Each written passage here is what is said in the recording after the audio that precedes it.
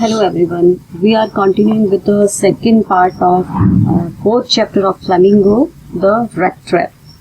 So we are continuing with it. It was late in December. Darkness was already descending over the forest. Meanwhile, that paddler was thinking as he had taken the next road. जब वो 30 kroners के साथ जब वो road पे चल रहा था तो उसने क्या डिसाइड किया कि मुझे फॉरेस्ट के रास्ते जो है वो जाना चाहिए। तो जब वो अपने रैट ट्रैप के साथ वो गिर जाता है ज़मीन पे, तब उसको कुछ एक साउंड आती है जिसकी तरफ वो भागने की कोशिश करता है। इसमें अब बताया है कि वो दिसंबर का मंथ होता है, पहले ही जो है डार्कनेस चारों तरफ फैली हुई है और इस डार्कनेस के साथ उसके साथ और क्या क्या ऐड हो रहा है, ग्लूम एंड डिस्पेयर। ग्लूम उदासी है और एक डिसअपॉइंटमेंट है और फाइनली वो क्या दिखता है कि वो जो है लगभग डेथ की तरफ बढ़ रहा है। टायर्ड टू डेथ, इतना थक जाता है कि उसको अपनी डेथ दिख रही है और क्या सोचता है कि मेरा शायद अब आखिरी मोमेंट है। लेकिन जैसे ही वो अपना हेड जो है ग्राउंड पे लगाता है, means as he fall down he heard the sound, hard thumping, regular thumping, वैसी उसको साउंड सुनाई देती है। But there was no doubt that it was the thumping of some sort of iron mill. He summoned all his power. अपनी जो जितनी भी उसमें शक्ति है उस सबको इकट्ठा करता है, अपनी पावर को इकट्ठा करता है और खड़ी होने की कोशिश करता है और किस डायरेक्शन में जाने की कोशिश करता है, जहाँ जिस तरफ से वो साउंड आ रही है। और ये जगह कौन सी है, Ramjo iron works, where from he is getting this sound. It was a large plant with melter, it is real world is melter and rolling mill and fog. भट्टी का काम है वहां पे जिसमें लोहे को तपाया जाता है, गर्म किया जाता है। और समर टाइम में क्या होता है कि वो एक कैनल जो है कैनल की तरह है और वहां पे लाइन्स होती है बहुत बड़े बड़े बार्जेस की और वो किसकी तरफ कॉट टर्न करती है, एक इनलैंड लेक की तरफ।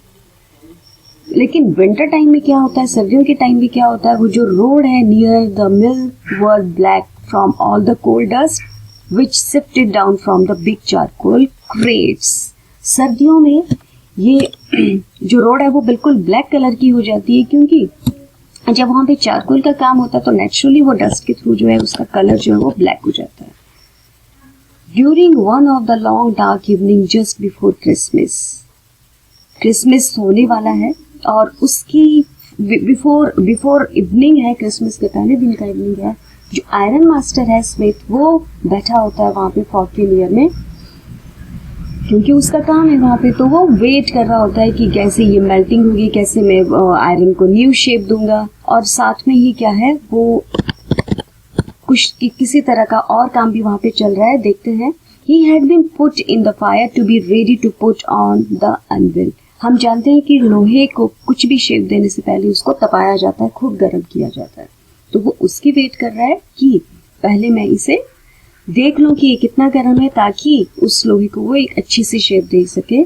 Everyone now and then on them got up to stir the glowing mass with a long iron bar. अब वो क्या करते हैं, जब जहाँ पे लोहे का काम है नेचुरली वहां पे बहुत बड़ी भट्टी में आग जली होगी, उसमें हाथ तो डाल नहीं सकते, तो उन्होंने एक बहुत बड़ा लोहे का एक तरह का वो स्टेर है, एक तरह की वो आयरन रॉड है, उससे वो क्या करते हैं, जो भट्टी में आग है उसको थोड़ी सी मूवमेंट देते हैं, उसको वो पलटते हैं कि वो आग ठीक से चलती रहे। और जो पर्सन वहां पे जाता है ना आग के पास, जब वो वापस आता है, returning in few movements dripping with perspiration, उसको बिल्कुल स्वेटिंग हो रही होती है जब वो वापस आता है, और जबकि उसने सिर्फ एक सिंगल लॉन्ग शर्ट पहना होता है, ठीक है। And pair of wooden shoes क्यों, क्योंकि आग के पास जाने के लिए ये शूज पहने जाते हैं कि आपको आग टच ना कर सके। All the time there was many sounds to be heard in the fog. बहुत तरह की आवाजें हैं। कौन कौन सी आवाजें हैं उस भट्टी में जो हमें सुनाई दे सकती है, देखो। Bellows groaned and the burning coal cracked. आग जब जलती है तो उसमें क्रैकिंग की साउंड आती है, लेकिन यहाँ पे क्या जल रहा है, कोल, तो उसकी साउंड आ रही है। और फायर बॉय जो है, फायर बॉय मीन्स जो उसके ऊपर पूरी नजर बना के रखता है, जो ये देखता है कि इसमें कितना चारकोल डालना है। तो जब वो शॉवर्ड मीन्स टू थ्रो, जब वो उसके माँ मीन्स माउस, ओके, फर्नेंस के माउस में जब वो चारकोल डालता है तो उसकी भी साउंड आती है। With great deal of clatter, clatter is sound of shoes, क्योंकि जब वो वहां तक पहुंचता है तब भी साउंड आती है, जब रिटर्न होता है तब भी साउंड आती है। और बाहर की तरफ क्या हो रहा है, वाटरफॉल है जिसकी साउंड आ रही है किस डायरेक्शन से, नॉर्थ विंड वेस्ट, जो उसको लेके आ रही है नॉर्थ विंड इस तरफ को, जहां पे वो लोग इस टाइम ये काम कर रहे हैं। The rain against the brick tiled roof, और क्या लग रहा है कि रेन गिर रही है कहाँ पे, ब्रिक टाइल्ड रूफ मीन्स एक वुडन, एक ब्रिक है, एक रूफ है, उसमें ये गिरनी शुरू हो रही है रेन, लेकिन रियल साउंड वो है किसकी, वाटरफॉल की। It was probably on account of all this noise that the blacksmith did not notice that man had opened the gate and entered the forge. और यही सब आवाजें हैं कि जो फर्नेंस का लॉर्ड है, जो ब्लैकस्मिथ है सॉरी वहां पे, उसने क्या है, ना तो उस पैडलर की तरफ ध्यान दिया और ना उसको पता चला कि उसने कब गेट ओपन किया और वो कब अंदर आया। ठीक है, surely it was nothing unusual for poor vagabond without any better shelter, और नेचुरली इस पुअर वेगाबॉन्ड के लिए इससे अच्छी शेल्टर तो और कहीं भी नहीं मिल सकती, क्योंकि वहां पे लाइट भी है और दिसंबर का महीना है तो वहां पे थोड़ी हीट भी है जो कि उसको गर्म रख सके।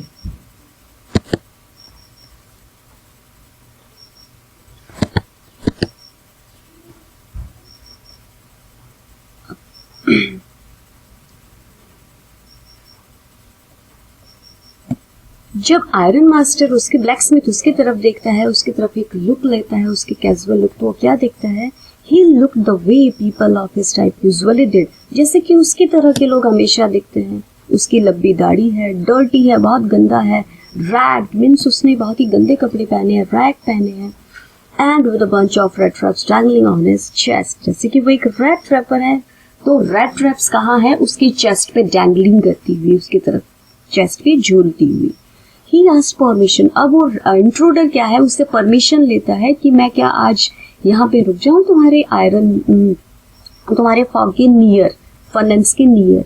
तो ब्लैकस्मिथ उसको क्या है, एग्रीमेंट दे देता है, कंसंट मीन्स एक तरह से वो यस बोल देता है, बट वो कोई भी जो है वो वर्ड नहीं बोलता, बस अपनी वो नेक हिलाता है, अपनी गर्दन के थ्रू वो उसको साइन देता है कि हाँ तुम यहाँ पे रुक सकते हो।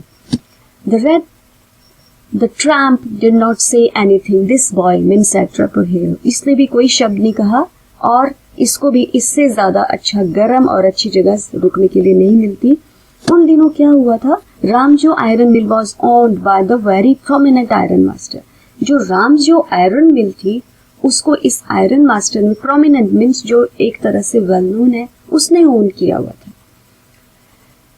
अब वो रेड ट्रैप वहीं पे रहने की कोशिश करता है, सोचता है कि मैं आज की रात यहीं पे निकाल दूं, लेकिन इस रामशो की ग्रेटेस्ट एम्बिशन क्या होती है कि ship out good iron to the market, कि मार्केट में अच्छी क्वालिटी का आयरन दे, और वहां पे वॉच करने के लिए दिन में और रात में वर्कर्स थे जो कि पॉसिबली वहां पे बहुत अच्छे से काम कर रहे थे।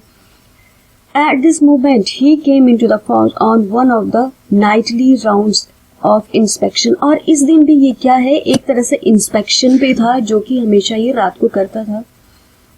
Naturally the first thing he was the tall ragamuffin who had reached with so close to the furnace that steam rose from his wet rags.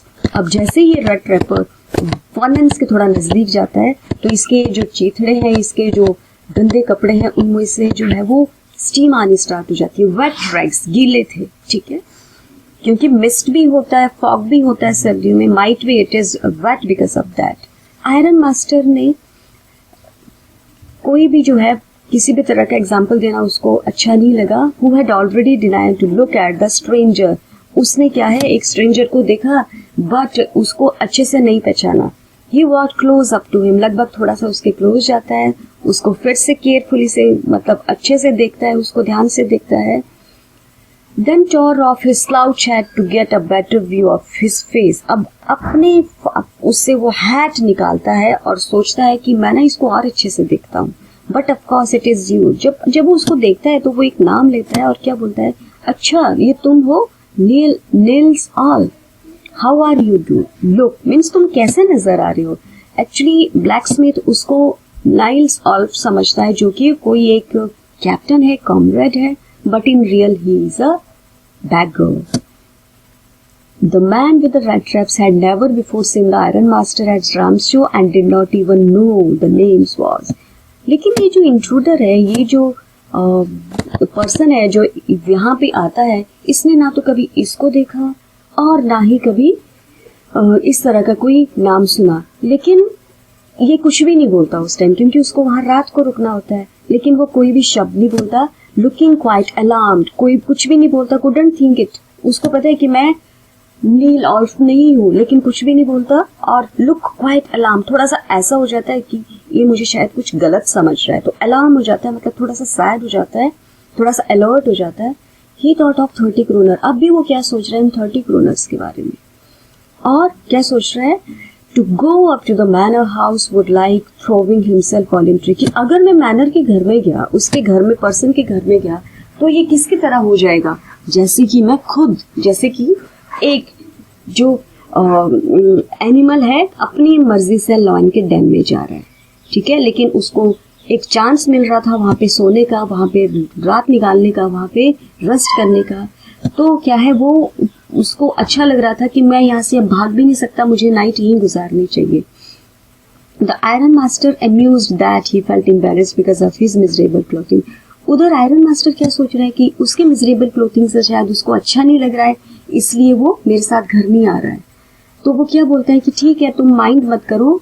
Actually वो क्या बोल रहा है उसको, आयरन मास्टर, की देखो एलिजाबेथ जो मेरी वाइफ है वो मर चुकी है, वो अब मेरे साथ नहीं रहती, मेरे जो बेटे हैं वो अब्रॉड रहते हैं, सिर्फ मैं और मेरी डॉटर रहते हैं घर पे, तो हम चाहते हैं कि तुम क्रिसमस की इवनिंग पे हमें कंपनी दो।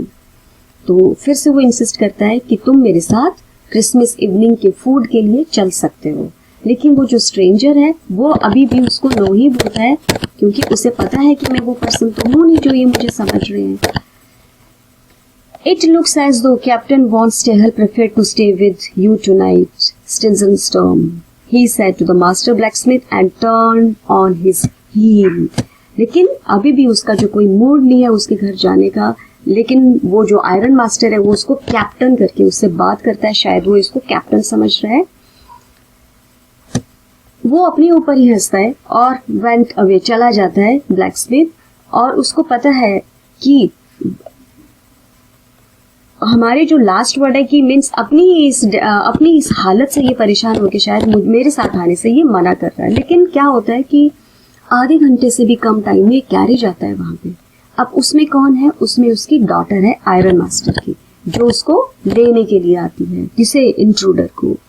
और उसके परसुएशन को, वो उसके इंसिस्ट को वो मना नहीं कर पाता। जैसे वो एंटर करती है, follow by a wallet, wallet means driver, servant, okay, जो उसका जो है ना फर कोट अपने आम पे लेके आता है। वो बहुत ज्यादा सुंदर भी है, बट अच्छी लड़की है, मॉडेस्ट दिखती है, शर्मीली दिखती है। ब्लैक स्मिथ ने उसको भेजा है उस इंट्रूडर को अपने घर लाने के लिए, जो कि उस दिन उस नाइट जो है फर्नेंस में जाके रुक गया था, उसके नियर जाके रुक। अब वो पर्सन वहां पे कैसे रह रहा है, and iron and charcoal still glow, जहाँ पे वो सोता है, मीन्स जहाँ पे वो फर्नेंस के बिल्कुल साइड में सोया है, वहां पे आयरन और चारकोल जो है अभी भी उस फर्नेंस, अभी भी उस भट्टी में जो है ना ग्लो कर रहे हैं, जल रहे हैं। और वो स्ट्रेंजर किस तरह से सोता है बेचारा, अब देखिए, वो फ्लोर पे स्ट्रेच आउट हो चुका है। उसने क्या है, पीस, एक पिग आयरन का एक पीस लिया हुआ है अपने हेड के नीचे, मीन्स एज अ पिल्लो, ठीक है। As soon as the young girl caught sight of him, जैसे ही लड़की की नजर उस पे पड़ती है, वो उसका हैट उठाती साइड में, वो हैट उठा के अब वो उसको आइडेंटिफाई करने की कोशिश कर रही है। और कैसे वो सोया हुआ है, विद वन आई ओपन, एक आंख खोल के सोया हुआ है। He jumped abruptly and seemed to be quite frightened. एकदम से उठ जाता है और ऐसा लगता है कि जैसे वो डर गया हो। My name is Edla Wilmanson, लड़की बोलती है कि मेरा नाम एडा विलमैनसन है और मेरे पापा ने तुम्हें घर आने के लिए कहा था, बट एज यू डिनाइड, हम चाहते हैं कि तुम आज की रात हमारे means before evening it was, और हम माफी चाहते हैं कि तुम्हें ये जो है हार्ड टाइम देखना पड़ रहा है। Will continue in our next video.